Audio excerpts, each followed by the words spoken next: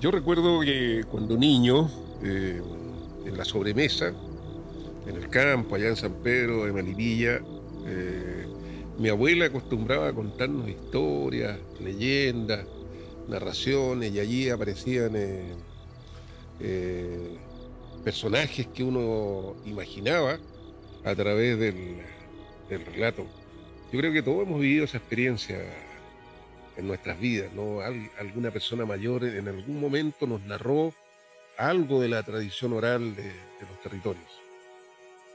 Exacto, o sea, todos tenemos nuestras experiencias, unos las recordamos más que otros y bueno, sobre todo en el cuento cuando dice mi mamá me contaba, yo imagino mi mamá me decía, mi mamá me contaba, mi abuelita me contaba, entonces uno se va imaginando en qué año fue, cómo se va repitiendo generación tras generación y eso es lo interesante y uno también le va dando su propia interpretación, su propio imaginario.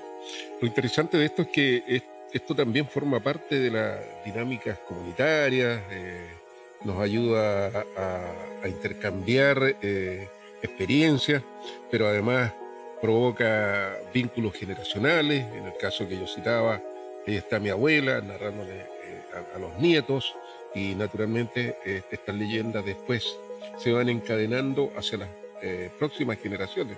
Ese es el sentido que tiene este proyecto que rescata las leyendas de la provincia de Talagante, el imaginario popular, para proyectarlo también a las futuras generaciones, porque de una u otra manera forman parte de nuestra identidad, es como la huella digital que contiene el territorio.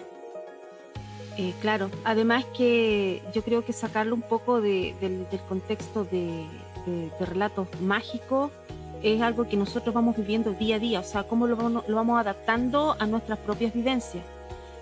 Porque ahora con tanta tecnología tenemos tantos cuentos por todas partes, pero en el fondo no nos damos cuenta que tenemos nuestro propio patrimonio familiar, digámoslo, más que local, o sea, después se va transformando en local, sino que familiar, y uno después lo va trasladando a las localidades. Correcto. Y hay distintos soportes para transmitir la leyenda. Antes la vía más tradicional, más clásica, era la transmisión oral, ¿m? De boca en boca, contando estas historias, pero después vino este soporte del libro que nos permitió transmitir estas historias, pero hoy día estamos recurriendo en esta iniciativa al soporte de la loza policromada. ¿Qué podríamos decir de la loza policromada en nuestra zona? ¿Cómo se vincula con el territorio de la provincia de Talagante? Bueno, yo creo que siento, más que creo, siento que la loza policromada en este aspecto tiene un protagonismo con un trasfondo, aparte de ser patrimonial, un trasfondo también un poco personal, porque yo como artesana voy dando mi propia versión de lo que yo me fui imaginando durante toda mi niñez para este proyecto con el tema de las leyendas. Ahora, cómo voy retratando o cómo se va retratando mediante una artesanía, un relato, cómo yo puedo ir por este arte popular que tiene un origen centenario, que tiene un origen que viene de Europa, que es un tema, que es un mestizaje, que eso es como yo creo que es como algo súper relevante, que es este mestizaje, no es una artesanía, digamos, netamente, digamos, sí es chilena, pero viene producto de esta mezcla indígena y también española, morisca, digamos, y cómo yo lo puedo transformar desde una losita de las monjas a estos relatos populares, como las mismas artesanas hace 100 años empezaban a relatar estas historias y cómo yo la voy sacando un poco como losera, como artesana, de esta postal tradicional típica que se puede ir vendiendo de cualquier forma de manera turística, sino que más que nada es un relato personal y cómo la gente se va identificando con esto. ¿Cómo es que llega a gestarse la loza policromada acá en el territorio, en Talagante? Bueno, es una historia bastante bonita y larga también, pero de alguna manera una de las loceras santiaguinas, porque esto nació en Santiago, cómo las loceras santiaguinas pudieron transformar esta loza de las monjitas en representaciones populares, ya sacarla un poco de estas lositas que hacían las monjas, que eran netamente barrocas, con estéticas doradas, con colores muy moriscos. ¿Cómo pudieron retratarlas de esta manera? ¿Por qué? Porque una de las loceras santiaguinas se puso a retratar lo que veía a su alrededor. Y esto de alguna manera llegó a Talagante mediante esta misma transmisión de manera popular. Quizás fue en estas ferias que se realizaban en Santiago hace más de 100 años. Y también puede ser que estos conocimientos también pueden que hayan llegado directamente a Talagante. Ahí no hay una versión, digamos, exacta. Lo importante es que llegó de alguna manera a Talagante y se asentó, porque en Santiago se desapareció. Y bueno, y en Talagante se siguió replicando este mismo concepto de ir retratando lo que yo voy viendo alrededor, de cómo que la figura más representativa es el Quasimodo Talagante, que gracias a esa representación salió al mundo. Por lo tanto, si nosotros miramos a nuestro alrededor, hay una rica temática para poder ir siguiendo esta representación. Y en este proyecto, ir retratando estos imaginarios y estos relatos es como sacar la esencia más pura de lo que es la loza policromada, que es retratar la identidad.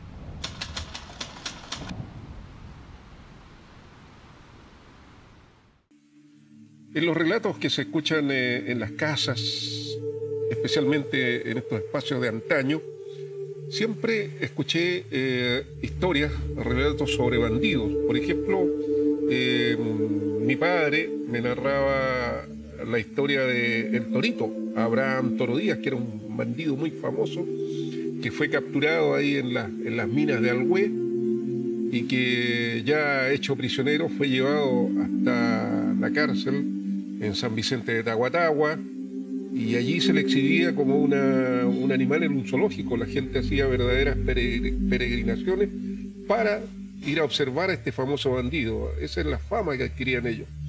En la zona de Coyhaique, en el extremo sur de nuestro país, también hay historias vinculadas con el gauchito Gil, por ejemplo, cuya historia era un muchacho muy joven que robaba a los poderosos para entregar la ayuda a los más pobres, y que hoy día es objeto de devoción. Y así se van tejiendo otras historias como el Guaso Raimundo o la leyenda de los Pincheira, en fin, famosos bandidos. Y acá en la zona nuestra, en la zona de la provincia de Talagante, no pueden faltar este tipo de historias.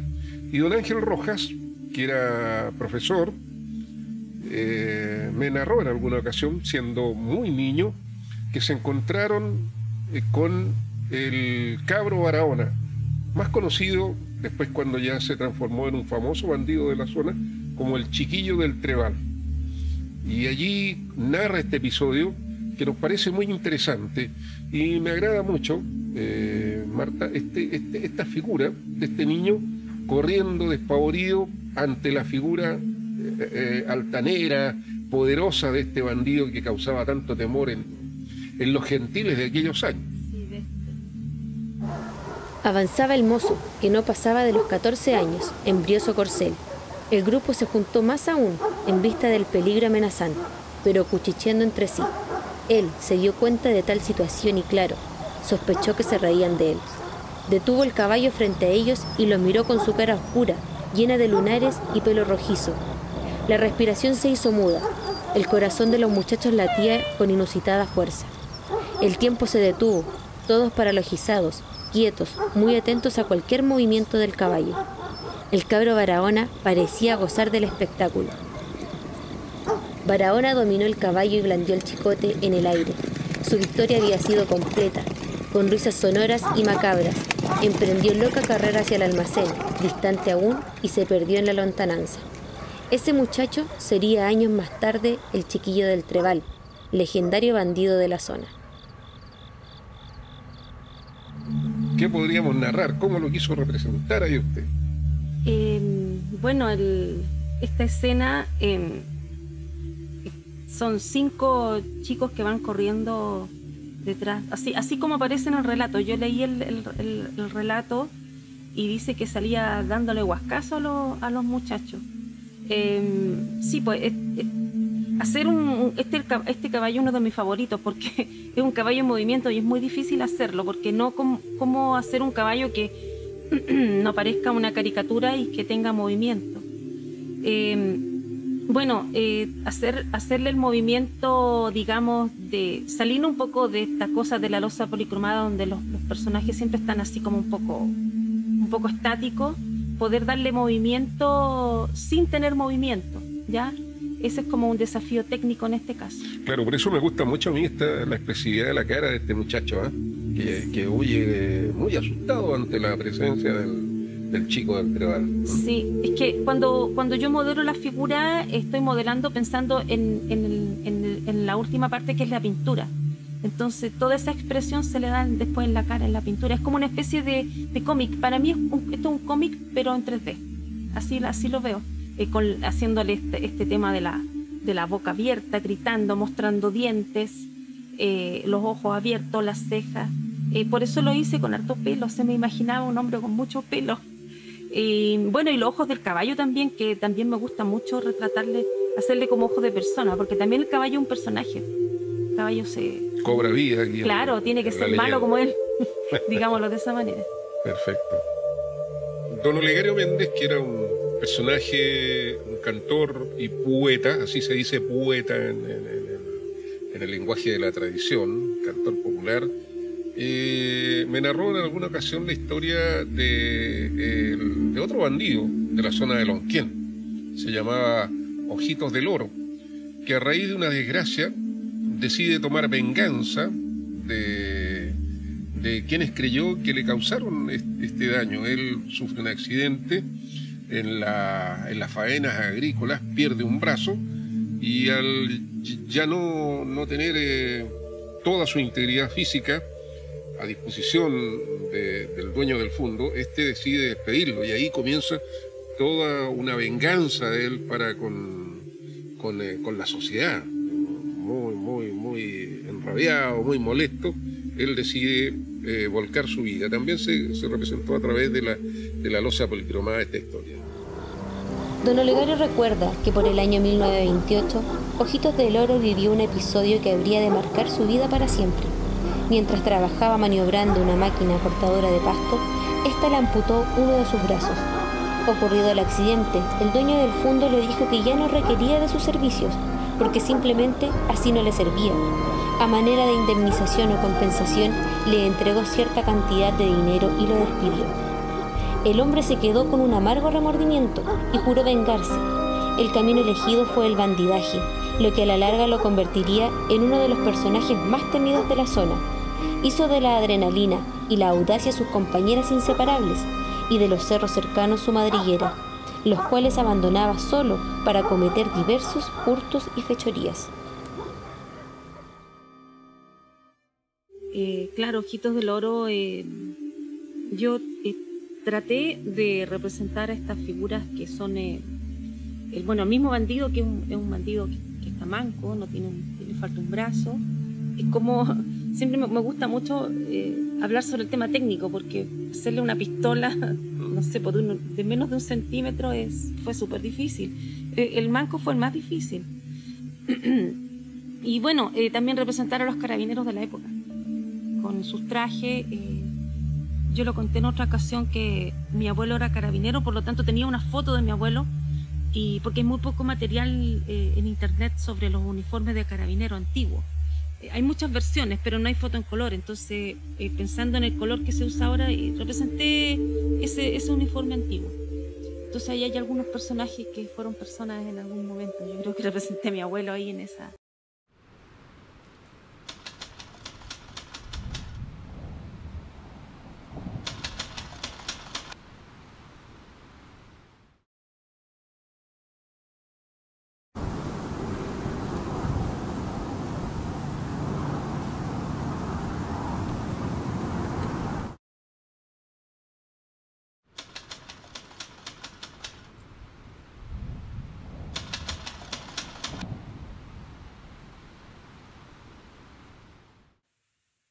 En la provincia de Talagante también hay ciertos personajes que tienen características que les hacen sobrenaturales, pero que sin embargo adquieren figura humana. Hay una historia muy interesante que se rescata en la zona de Talagante que tiene que ver con la figura del hombre chancho. El hombre chancho es un niño que nace en el seno de una familia talagantina, adinerada, y que, expuesto a la curiosidad, decide refugiarlo en los cerros, alimentarlo en los cerros. Y este niño se cría en los cerros de la zona de Talagante y deambula por ellos, y en algún momento, escondiéndose de las personas que visitan periódicamente los cerros, este personaje se deja ver. Hay una historia de aparición del hombre chancho en las poblaciones de Melipilla, por ejemplo, en el año 1971, y que incluso recoge la prensa de la época. Un hombre angustiado, en ese tiempo hubo mucho frío, seguramente buscando alimento, se introdujo en algunas viviendas en las poblaciones que están a las faldas de los cerros, en la zona sur de Melipilla.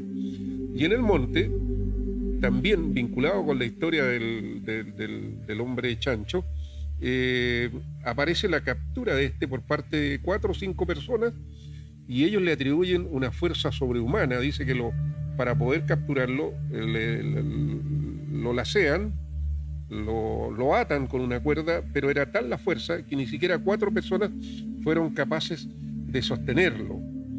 Hay una historia acá, Martita, que sin duda es una historia también triste, ¿no? Porque son personajes que se ven de alguna manera postergados y que infunden temor. Sin embargo, en el imaginario que usted desarrolla en la losa policromada, los hace ver como personas buenas. Sí, por supuesto, pero más que personas buenas, son seres humanos. O sea, yo traté de retratar, de realizar aquí, por ejemplo, en el hombre chancho, que es un imaginario que yo también tengo desde niña. O sea, yo me recuerdo de las historias del hombre chancho. Se vio en tal parte, se vio en Talagante, se vio en Antofagasta, se vio en distintas ciudades, se decía, y siempre me lo imaginé así. Y bueno, y el relato también dice que como lo indica usted, que fue un hombre que estaba postergado, que es como una persona aislada, solitario, que solamente tenía de amigos sus animales, y bueno, y estaba a pies pelados porque era pobre, pero no era pobre porque no tuviera los recursos, sino porque nadie se le acercaba. Yo creo que, bueno, usted lo recopiló en los relatos, que le daban comida. Entonces tiene que haber sido un hombre a muy mal traer, pero un hombre solo que tenía una deformidad que, pucha, lamentablemente la sociedad son los postergados. Son como las personas que lo aísla la sociedad, y él probablemente se murió solo en un cerro, y así fue como yo lo retraté. También hay otro personaje que es la mamá, así como que espantándose ante este hombre tan horrible, pero no ven ese drama humano que hay detrás. Por eso yo hice esta interpretación de un personaje triste. Cuenta la tradición que no hace muchas décadas, en la ciudad de Talagante, una mujer dio a luz a una guagua cuyo rostro semejaba más al de un chancho que al de un humano, no obstante ser tronco y extremidades absolutamente normales. Cuando el niño fue creciendo y se mostró más inquieto, la familia optó por ocultarlo en los cerros para no hacerlo víctima de la curiosidad y la burla ajena, que a veces puede resultar cruel y fatal. No ha vuelto a saberse del hombre chancho. Quizás, temeroso de los humanos, prefirió morir de inanición en la soledad de los cerros, aunque no hace mucho un campesino aseguraba haberlo laceado en la localidad de Lochapón. Junto a la línea del tren, el hombre chancho tenía una fuerza descomunal, porque necesitó de la ayuda de 3 otras personas para sujetar el lazo, y aún así el hombre se escapó cortando la cuerda que le impedía su libertad. Y está también otro personaje que la tradición oral en la zona de Talagante lo recoge como el monstruo de Talagante, que tenía mitad inferior, que era humana, con piernas humanas, y del torso hacia arriba era un hombre perro, un perro. Era en definitiva un hombre perro. También está esta historia. ¿Cómo se refleja en este rescate a través de la losa policromada de la tradición oral? Claro, también de la misma forma como el hombre chancho, creo que tienen como la misma esencia, incluso podrían haber sido hasta amigos, se me ocurre a mí. Por lo tanto, aquí digamos, el monstruo de Talagante también esto es un hombre con pelo. Yo lo hice también con estos tonos dorados porque él tenía un espíritu bonito.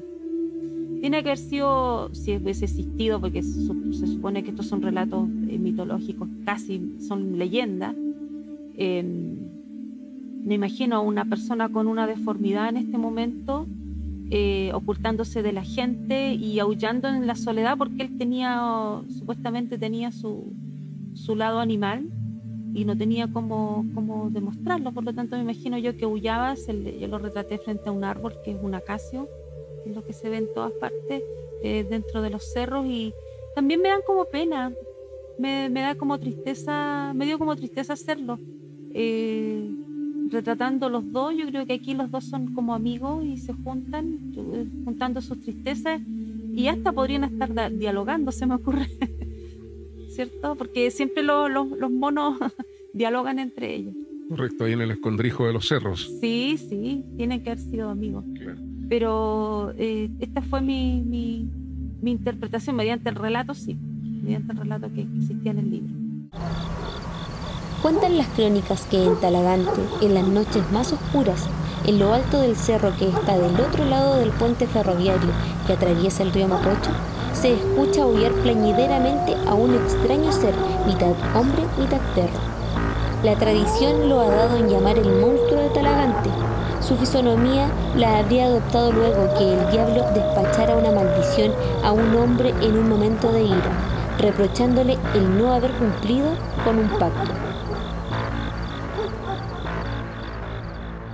Y también tratándose de mitos, estos personajes que estamos rescatando también desmistifican otros elementos. Por ejemplo, en Talagante, en la modernidad, en los tiempos más presentes, contemporáneos, se habló mucho de las brujas de Talagante y se le representaba como la típica bruja de las fábulas, esta bruja que viene de Europa, la de la nariz aguileña, el vestido negro, la cabellera larga, incluso montando una escoba. Pero eso es una bruja europea, de las creencias o de las fábulas europeas. Y sin embargo, a través de nuestro proyecto hemos querido también rescatar a nuestras auténticas brujas, que en este caso son las curanderas que tienen su asiento fundamentalmente en Talagante. La curandera que conocemos como la santiguadora o la ungidora, en fin, todos estos elementos, o la yerbatera, que son nuestras auténticas brujas, con las cuales además los españoles, cuando se inicia la conquista, se encuentran en ese tiempo con la población indígena, y ellos observan que estas mujeres tenían el poder de curar con hierbas. Después se va sincretizando toda esta tradición y lo vinculan con oraciones.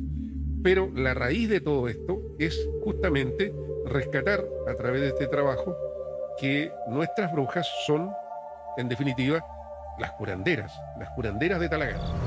Por siglos se ha conocido a Talagante como la localidad de las brujas, imaginándonos de inmediato a esa mujer anciana de rostro poco agraciado, largo y desordenado cabello, verruga en la nariz aguileña, mentón excesivamente prominente, ojos encendidos, boca desdentada, sonrisa vengativa, vestida toda de negro con zapatos agudos y montada sobre una escoba de curagüilla que le sirve como medio de movilización. Pero no, señor, esta figura universal nada tiene que ver con las verdaderas brujas talagantinas, que en realidad son las afamadas curanderas de los tiempos anteriores a la llegada de los españoles, que heredaron toda una tradición que en el camino se fue mezclando con creencias religiosas. Fueron los propios conquistadores los que quedaron sorprendidos con el poder sanador de las curanderas, cuya fama se expandió como mancha de aceite por muchos rincones.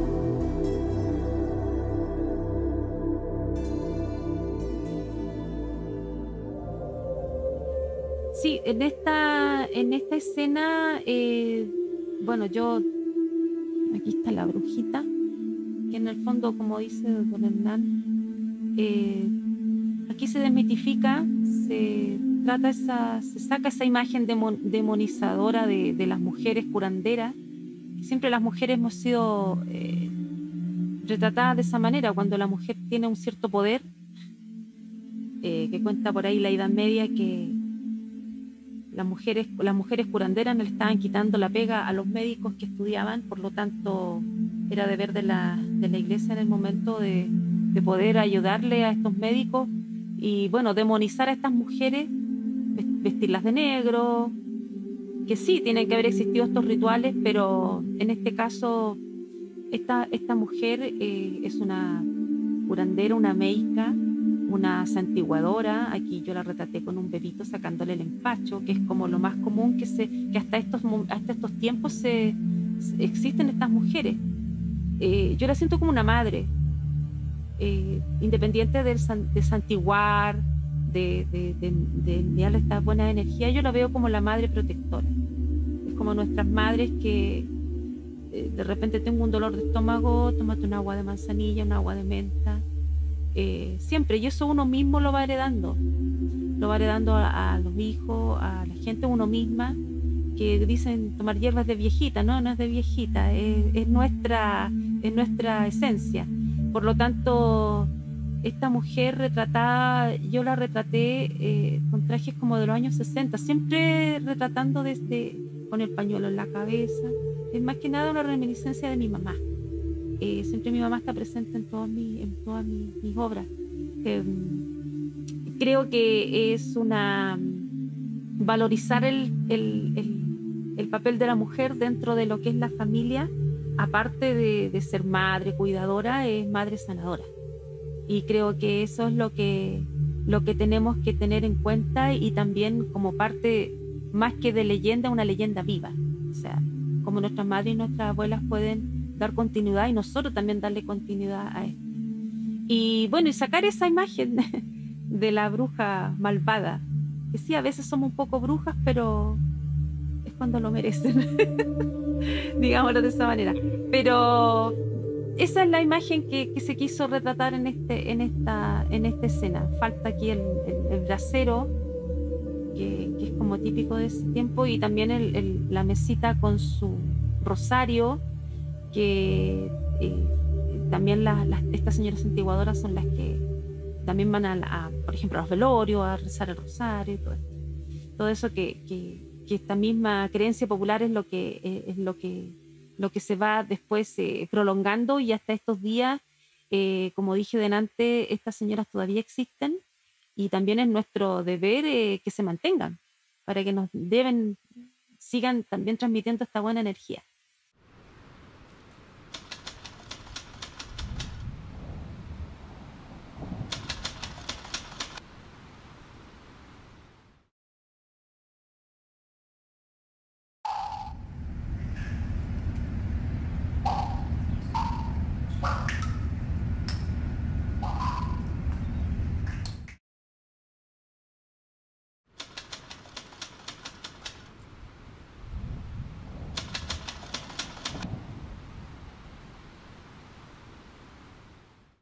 Dentro de los personajes que aparecen constantemente en la tradición oral, en el imaginario popular, sin duda está el diablo, que recibe distintos nombres: el mandinga, el coludo, el diantre, en fin, distintas versiones que la tradición se encarga de transmitir. Y al diablo se le vincula generalmente con elementos de discordia. Por ejemplo, hay historias que hemos recogido en la zona de Naltagua, en el lugar donde estaba la fundición de Naltagua, Allí una persona, un vecino del lugar, me narraba hace unos 30 años más o menos que las peleas de los mineros, porque fue una zona donde antaño hubo una intensa, una febril actividad minera, las peleas, la discordia se producía justamente a raíz de la intervención del diablo. Y yo quiero citar aquí un verso que surgió a raíz de aquello.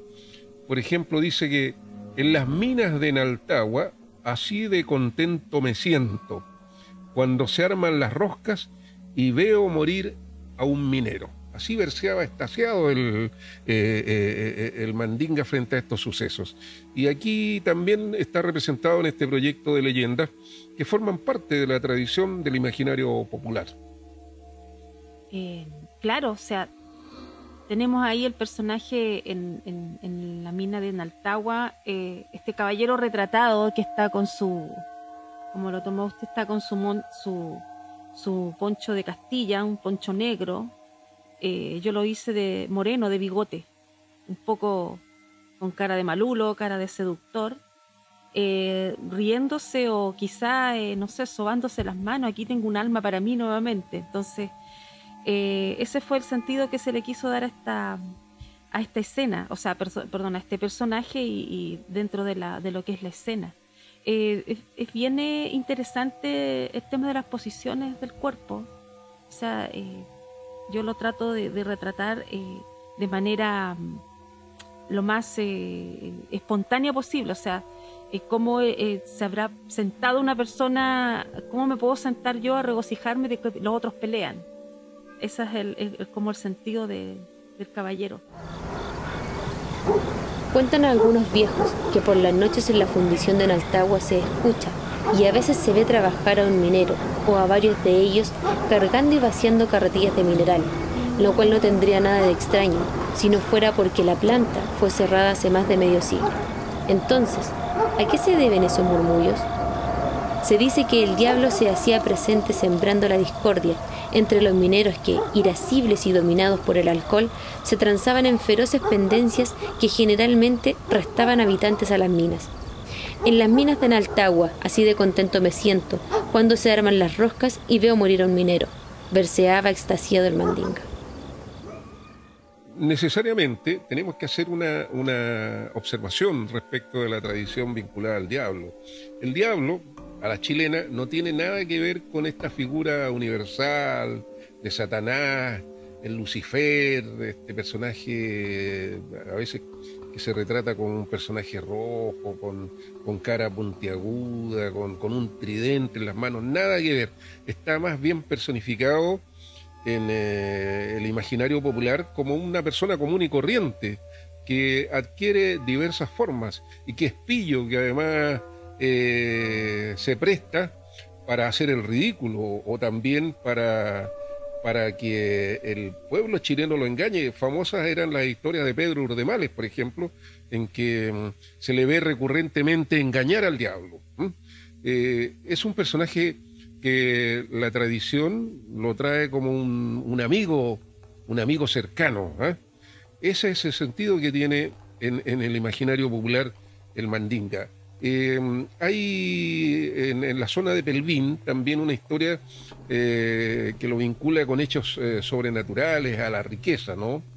Exacto.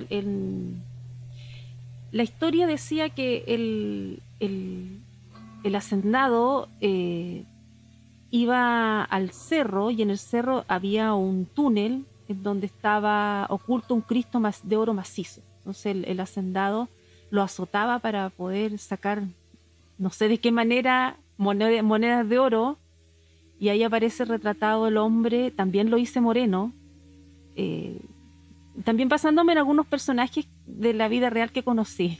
Siempre me gusta a mí acordarme de gente y retratarles con su propio rasgo físico. Y el hacendado azotaba al Cristo. Y se supone que le caían monedas de oro y él con eso tenía su riqueza. El hecho es que el dueño del fondo le aplicaba severos azotes con el propósito que cada uno de ellos hiciera caer monedas, permitiendo que la fortuna del despiadado y ambicioso verdugo fuese creciendo en la medida en que no tuvo pudor para cumplir tan deleznable ritual. Mientras más azotes, más plata para el bolsillo del castigador y más deleite para el Señor de las Tinieblas.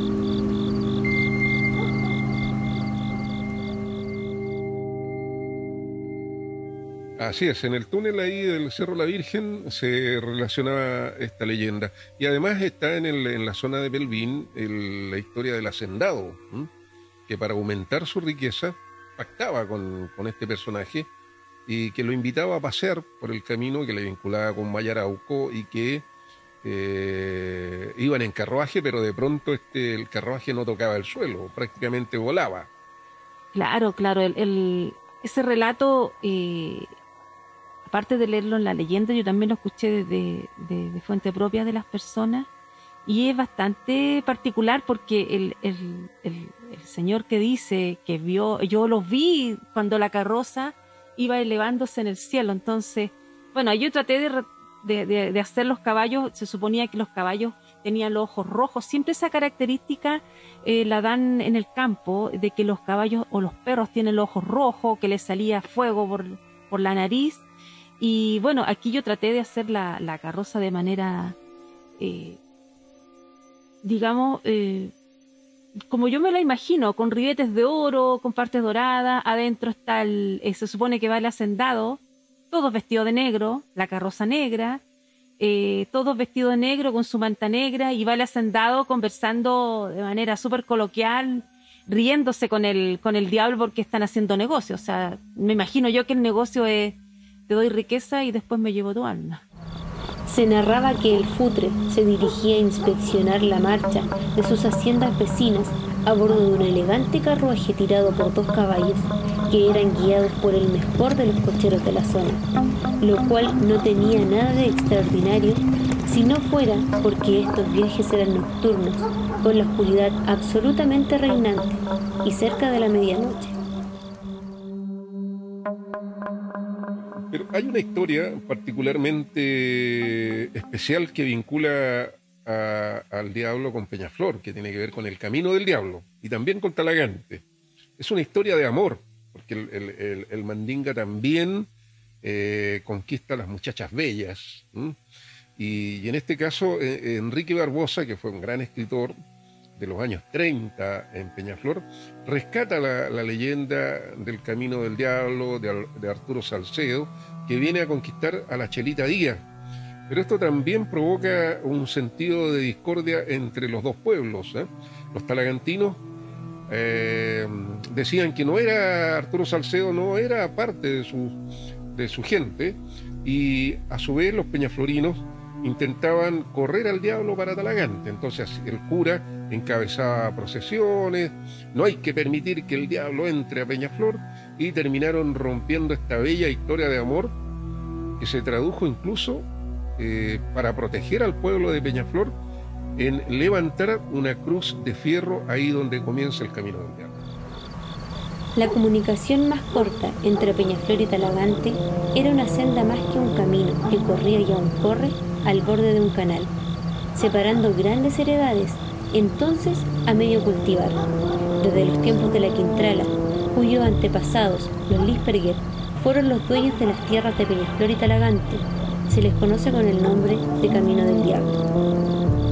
Empezaron a correr rumores y conjeturas de las conversaciones de las comadres hechas alrededor del brasero, y hasta se habló del asunto un domingo después de las carreras en la cancha del Trapiche. Claro, no hay duda, dijo otro. Esta es una treta del diablo para penetrar entre nosotros y arrebatarnos, burlándose de todo el pueblo, lo más preciado que tenemos de juventud y belleza. Y como Chelita no revelará su secreto, creció en la mente de los vecinos y en los corazones celosos de los muchachos la idea de que era el mismo diablo a quien le había entregado su amor. Nadie lo puso en duda después de algún tiempo, ni el mismo cura, que por la confesión, si bien no conocía de la pasión que dominaba a la niña, nunca pudo saber quién la inspiraba. Claro, y eso ya no es leyenda, es algo que es tangible. Nosotros lo vemos todos los días cuando pasamos por el camino. Ya, se llama Camino Peñaflor, Avenida Peñaflor. pero todos lo llamamos como el camino del diablo, es como nuestra característica, y que la gente que viene de afuera dice, pero ¿cómo haber un camino del diablo? Existe el camino del diablo, que es nuestro, es como ya, es parte ya de nuestra ruta. En esta representación yo hice aquí a la Chelita Díaz, una chica morena, con su traje dominguero, yo pensando en los años 30, cuando bueno, aquí el joven de Talagantino, cuando salían me imaginaba yo saliendo a pasear el día domingo con su traje dominguero, que era su manta, que era como el traje de gala que se usaba en el campo. Y bueno, y los perros, esos perritos los quise hacer como representando un poco al pueblo. O sea, ellos están muy enamorados y ellos, por decir, no les interesa las enemistades que tienen en el pueblo.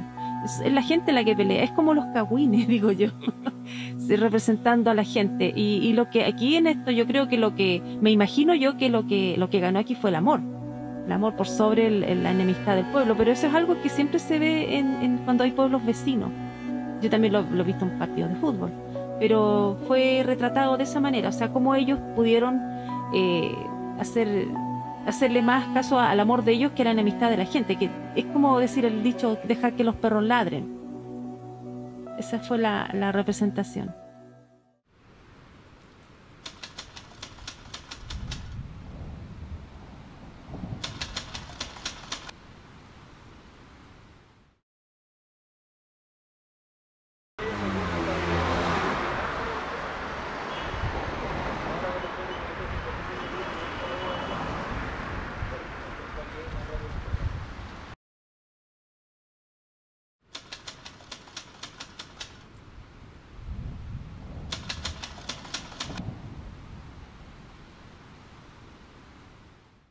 En la tradición oral, en el imaginario popular, en el patrimonio inmaterial, también está presente la religiosidad popular, que se le relaciona fundamentalmente con la protección frente a fenómenos sobrenaturales, a tragedias o también a milagros.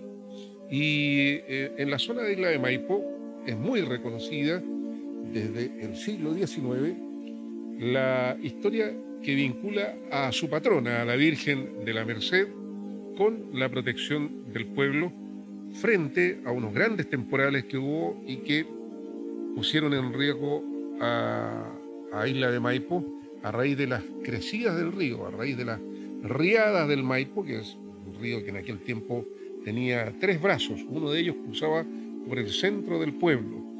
Entonces, el Taita Pino, que era el párroco de esta localidad en el siglo XIX, saca en procesión a la Virgen de la Merced, acompañada por los feligreses, y termina por conminar al río a que retroceda, a que recule. Y efectivamente se produce el milagro. De allí que la gente cada año recuerde este acontecimiento y repita la procesión justamente para que el pueblo esté protegido. Y eso dio paso a una leyenda que hasta el día de hoy se transmite y también con mucha fuerza. Ante la sorprendida mirada de los isleños, tomó entre sus brazos la imagen de la Virgen de la Merced y echó a andar a duras penas contra los embates del viento y los violentos aguaceros, al tiempo que sus feligreses le seguían orando. Apenas avanzaron, ya tenían el río cara a cara, frente a frente, a puertas de Isla de Maipo. En ese instante, el Taita Pino le gritó: «¡Detente en nombre de la Virgencita! ¡Recula! ¡Vuelve atrás!», al tiempo que posó la venerada imagen en el suelo, marcando una raya como señal de que el río no podía sobrepasar. Al día siguiente, al amanecer, todo estaba calmo. La lluvia había cesado y un cielo limpio se presentó ante sus ojos. Bueno, en el tema de lo que es la religiosidad popular, como lo indica usted, es algo que tenemos nosotros en nuestra, digamos, en nuestra tradición y ya reflejado como parte ya de nuestra vida. La religiosidad popular dentro de la loza policromada es muy relevante, es un tema recurrente, partiendo por el famoso Quasimodo, partiendo también por todo lo que son la imaginería religiosa Y bueno, para mí es un deleite hacer el tema religioso popular. ¿Por qué? Porque tiene estéticamente muchas cosas barrocas, porque la loza policromada es de origen barroco, y digamos que este es un barroco popular, ¿ya? Retratar a la Virgen, bueno, aquí está retratada de manera súper mínima, pero tanto detalle que tiene, los dorados, ver la imagen de la Virgen en vivo es impresionante para mí, que trabajo mucho con el tema estético, con el detalle.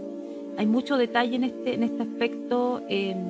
Investigar, por ejemplo, cómo era un traje de un sacerdote mercedista con el escudo mercedario, cómo era la Virgen de la Merced, patrona de las viñas, ¿ya? Es muy hermoso. A mí me gusta mucho trabajar la imaginería religiosa. Además que es saber pensar también cómo eran las personas en ese tiempo, o sea, la imagen de un cura, la cara, la expresión de los rostros al hincarse y pedir los feligreses con tanta fe que la Virgen interceda por ellos, y que bueno, que esto al final se transforme en una fiesta popular a la que uno siempre, yo he asistido, y realmente es una fiesta impresionante. Ahora por la pandemia se hizo, como todas muchas manifestaciones populares, de manera virtual, pero la fe no se pierde. Más que la fe en una imagen, es la fe en que la Virgen nos ayude, que Dios nos ayude, en todo orden de cosas. Yo también me declaro creyente de estas creencias. Por lo tanto, también vivo la religiosidad popular dentro de mi oficio. Y así como la fuerza de la imagen de la Virgen de la Merced se posiciona del pueblo de Isla de Maipo, en la localidad de Mayoco, en la comuna de Peñaflor, está la imagen secular del niño Dios de Mayoco, traído por la familia Erazo desde el Perú, según cuenta la tradición, la historia. Y el niño Dios de Mayoco adquiere tal fama que su devoción se propaga por todo el país, y particularmente en la zona central, pero muy especialmente le da identidad a la localidad de Mayoco. Al niño Dios de Mayoco se le atribuyen diversos sucesos, por ejemplo, esto de escaparse de algún lugar que no le agradaba para irse al lugar donde está actualmente, o dar vida a un dicho muy popular que es más cobrador que el niño Dios de Mayoco. ¿Por qué razón? Porque la gente con mucha fe, con mucha devoción, va a pedirle favores, por ejemplo, a sanar a algún familiar querido, algún enfermo, pero sin embargo después la gente olvida pagar esas promesas, y entonces el niño Dios, a través de fuerzas muy especiales, logra que quienes hayan pedido aquel favor lo paguen finalmente. Y allí está la historia, por ejemplo, del carretero al cual se le devuelven los bueyes introspectivamente. La tradición recalca que los favores concedidos por la imagen deben ser pagados. De lo contrario, el niño no estará tranquilo, expresando su malestar de diversas maneras. Por eso, entre la gente es popular el dicho, más cobrador que el niño Dios de Mayoco. Eso debió haber memorizado a aquel carretero que pasaba todos los días frente a la imagen, y que cierto día hizo la promesa de brindarle oraciones y encenderle velas como pago a un favor concedido. No fue así. Dice el relato que llegaban al cruce y no querían avanzar. Y yo creo que lo hacía igual que todos los chilenos. Yo mañana pago la manda, mañana pago la manda. Entonces yo creo que los animales, como son más sabios que uno, lo detuvieron, y dice la leyenda que tuvieron que devolverse a pagar la manda. Bueno, y eso se refleja también, esta creencia en que cuando uno pasa por el lugar está siempre lleno de velas, el santuario. Eso refleja toda esta, digamos, religiosidad popular, que para mí es una frase muy bonita, la encuentro muy inspiradora. Y bueno, como dice usted, esta imagen del niño Dios, que es una imagen colonial, que es antiquísima, es una de las iglesias también más antiguas de Chile, refleja esta tradición que todos los años salen en procesión también el 24 de diciembre en la noche, que también lo he visto. También es impresionante esa demostración de fe, y bueno, reflejarla también en cómo este hombre está acá pidiéndole a esta imagen, o sea, no pidiendo, sino que de manera, va a pidiéndole perdón también por no haberle cumplido, o sea, con una cara de pena y que refleja tristeza y, por favor, niñito Dios, perdóname, porque la imagen del niño Dios es una imagen tierna, es un bebé, es un niño que todos como mamás, como papás quieren tenerlo como un hijo. Entonces se le cuida mucho y también se le paga esta deuda. Y bueno, y por eso que también la localidad de Mayoco es famosa por esto.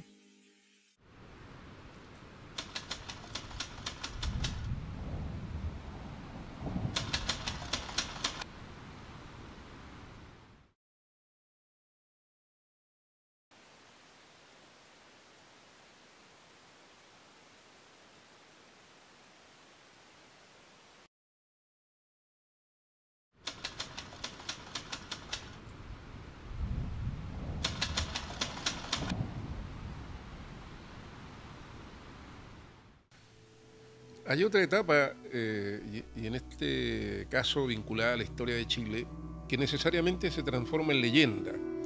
Hemos oído hablar de O'Higgins, de Carrera, de Rodríguez, como héroes patrios. Y de alguna manera la vida de estos personajes se relaciona necesariamente con el mito y se le atribuyen también ciertas fuerzas, ciertos poderes que no tiene un ser humano común, o también historias que lo hacen muy popular. Conocidas, por ejemplo, son las historias de Manuel Rodríguez, de sus amores en distintos pueblos, en distintos lugares, como en una misma noche podía estar en Alhué y al día, a pocas horas, podía estar en Peñaflor o en Talagante o cruzando algún cerro, o los Carreras en pocas horas pasando desde Chile hasta Mendoza. Hay historias que tienen que ver con la emancipación y también se han transformado en leyenda. Y en el caso de los Carreras hay una historia muy viva, muy presente, que aún tiene ribetes de mito, porque se habla de un túnel, de la existencia de un túnel que conecta la casa de la familia Carrera en la hacienda San Miguel del Monte con la iglesia de los franciscanos que está en la Plaza del Monte. Y eso ha dado lugar a una historia que se reproduce y que se multiplica entre los habitantes de la localidad y que es ampliamente conocida también en la región. De todas las leyendas de túneles, ninguna más enigmática que la de El Monte, el viejo pueblo nacido de la mano de los franciscanos en 1732 y que albergó posteriormente a la familia más patriota de todas, los Carrera. Resulta que para sus viejos habitantes es incuestionable la existencia del túnel, pero no hay prueba concreta que así lo refrende, pese a que algunos dicen haberlo visto con sus propios ojos, como el señor Cornejo, vecino de la calle de los Benavente, que conduce desde la plaza hacia la antigua hacienda San Miguel, allí donde vivió casi hasta los últimos días doña Javiera Carrera, quien en su legado nos puede dar indicios que ayuden a desentrañar aquel misterio, aunque sería muy pretencioso de nuestra parte. Dicen algunos que viajan por las noches tranquilas del invierno montino que a veces parecen oírse ruidos subterráneos de cascos de caballos, sin que nadie haya podido encontrar una explicación. Serán las cabalgaduras de los hermanos Carrera. Bueno, con respecto a esa leyenda, hay bastante material, aparte de los escritos que están en el libro de las leyendas, más que nada como un ícono, Manuel Rodríguez no, José Miguel Carrera, que es un ícono para nosotros y con este símbolo de héroe. Como lo dije anteriormente, la losa policromada, en esta versión que yo estoy trabajando, se están retratando personas. En este caso, un personaje. Pero este personaje también es persona. Por lo tanto, yo para poder retratar a José Miguel, vi todos los... Bueno, aparte de que me encanta ver todas estas series históricas, todas las series históricas que se han interpretado, de retratos, imaginándome el color del pelo también. Entonces sacar todos esos detalles, el detalle también de su traje, porque esto es una interpretación. Cómo hacerle su caballo diferente, con la tusa de color blanco, de color amarillo, y tratar de interpretarlo de manera digna, entrando al túnel del monte, con su bandera de la patria vieja, con una bandera flameando. O sea, hacer en Greda una bandera flameando es un desafío técnico bastante complejo. Se ve algo simple, pero es muy complejo tratar de dar con la greda movimiento a una figura. Bueno, y con su franciscano, que todos conocemos como son los franciscanos, una persona que está dándole indicaciones de cómo entrar al túnel. También cuando se retraté al hermano, que es Luis, yo puse a Luis Carrera porque eran 3 hermanos, pero es donde hay más retratos, digamos, por internet, porque toda esta información también la información estética es por internet. Y dentro de la tradición de la independencia surgieron leyendas vinculadas a entierros, riquezas que los españoles deben necesariamente esconder tras la batalla de Maipú. En esa circunstancia, según lo rescata Enrique Barbosa, tras la batalla de Maipú, algunos españoles huyen por el territorio de Peñaflor y deben esconder un tesoro. Y eso se produce acá en el Trapiche, en nuestro Peñaflor.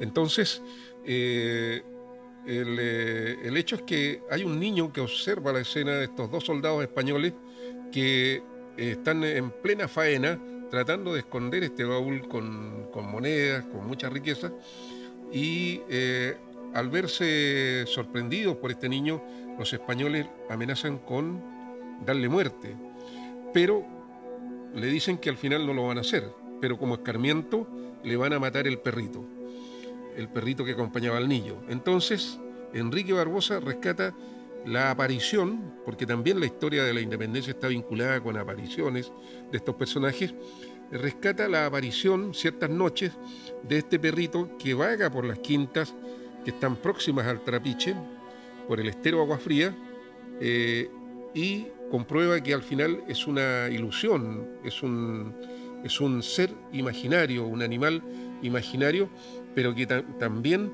termina haciéndose patente en la memoria del pueblo.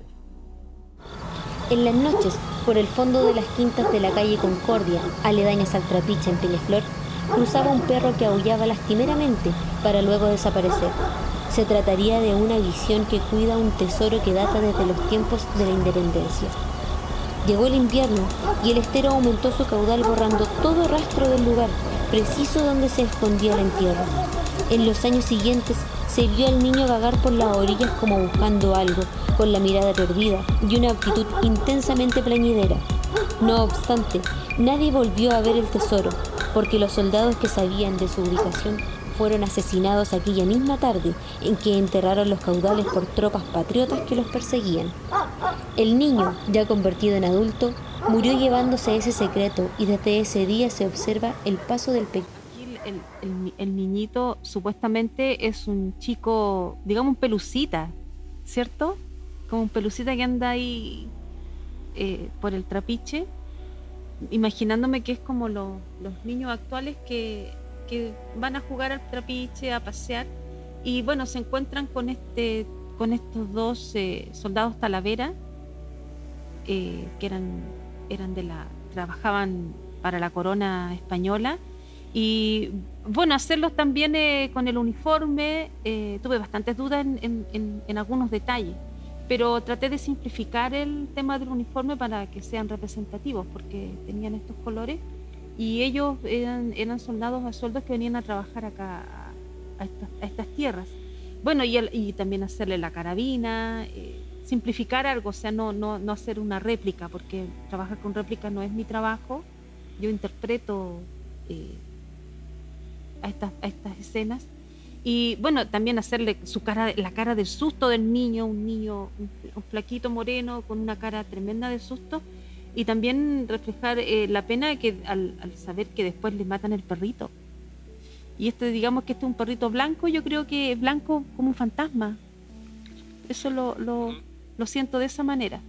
Así que lo hice de manera súper tierna, pequeñito, que es como el fantasma que quedó ahí testigo de este tesoro que supuestamente nunca más se encontró, que son como muchos entierros que han surgido a través de todo el territorio y que reflejan también es como la esperanza de que uno siempre va a encontrar algo, ¿cierto?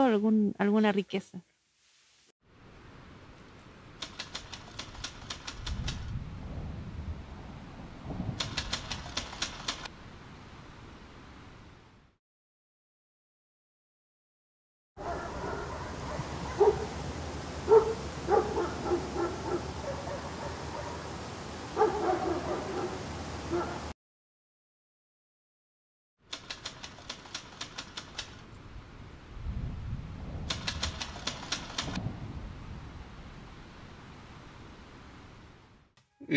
Martita, ¿por qué hace esto usted? ¿Qué la motiva a trabajar en el rescate de estas expresiones a través de la loza policromada? Bueno, yo creo que más que el rescate es vivirlo, que es lo que es la artesanía. Este oficio yo lo veo como un oficio.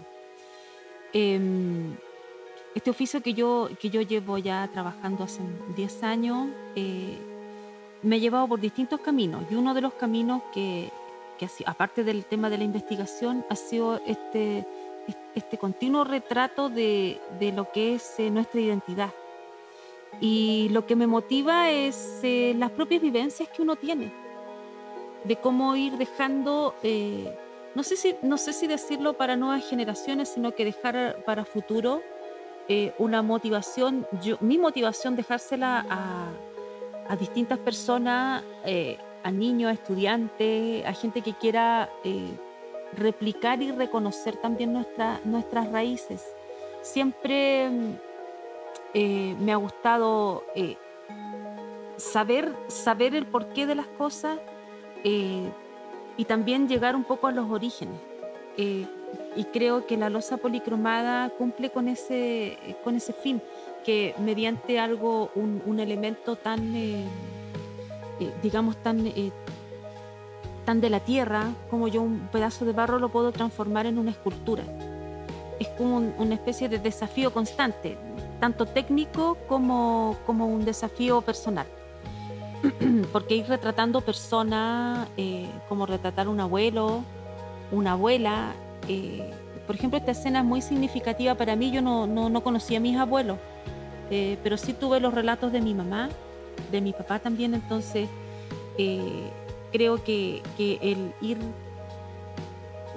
haciendo un ejercicio de la memoria, más que nada, en todo orden de trabajos que he tenido, tanto de las leyendas de Talagante, porque cuando yo llegué a vivir acá a Peñaflor, lo primero que hice fue investigar sobre los orígenes del pueblo, y ahí me encontré con sus libros. Me siento una afortunada porque tengo 2 libros, y bueno, y ahí uno va viendo cómo desde hace muchos años yo tenía ya en mi imaginario cómo ir retratando estas escenas, y bueno, el destino nos llevó a reunirnos y que esto finalmente se concretara. Por lo tanto, me siento una privilegiada, siento que me he dado un gusto al hacer estas escenas. Por ejemplo, hacer una carroza del diablo, para mí es maravilloso, hacer las imágenes religiosas. Siento que son distintas motivaciones. En general es un desafío personal, muy íntimo, y en general, como dije, es que las personas valoren y que lo continúen. Tanto en la artesanía, valorar la artesanía, como son las narraciones orales. Bueno, yo creo que la labor de un investigador también es la de un explorador. En esta búsqueda incesante de historias, de alguna manera uno va adquiriendo una misión. Y en este caso uno siente que a partir de este rol se puede hacer de rescatista y también de difusor, o de intermediario, o de puente entre estas historias, estas narraciones que nos contaron nuestros abuelos, como mi abuela, mi querida abuela Lidia Martínez, mi abuela materna, y mis nietos, y así nos vamos vinculando entre generaciones.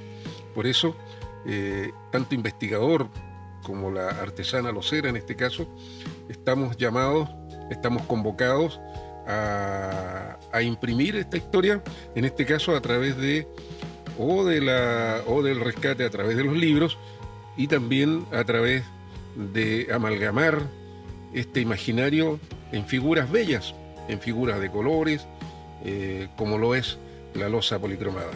Y allí estamos sin duda rescatando elementos de la tradición y elementos también que contribuyen a construir y a seguir proyectando una identidad para que nuestros pueblos sigan teniendo esta huella que es tan magnífica, que es tan mágica y que es única.